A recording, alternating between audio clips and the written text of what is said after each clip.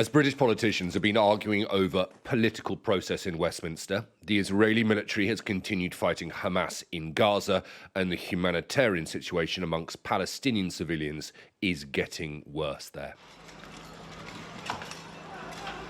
Although Israel hasn't yet launched a ground invasion of Rafah, they have carried out more airstrikes on the town in the south of Gaza.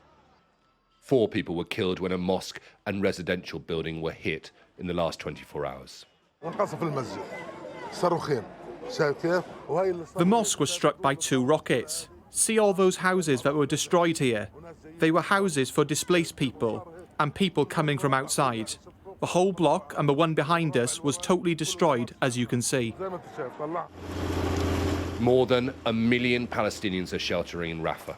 The Israeli government has threatened to invade if the hostages taken by Hamas on October the 7th aren't released by Ramadan in just over 2 weeks' time. International aid organisations and an increasing number of foreign governments, including the British and American, are warning Israel not to launch the operation. In reality, a vote in the House of Commons in Westminster is not going to change the course of the war in Gaza. It's not going to change the opinion of the Israeli government, and it's not going to change opinions here at the Israeli Knesset. But it does signal a growing shift in global opinion amongst lawmakers around the world that a ceasefire in Gaza is now needed sooner rather than later.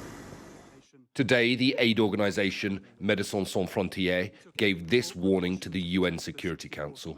For 138 days, we have done everything we can to enact a meaningful humanitarian response. For 138 days, we have watched the systematic obliteration of a health system we have supported for decades. We have watched our patients and our colleagues be killed and maimed. This situation is the culmination of a war Israel is waging on the entire population of the Gaza Strip.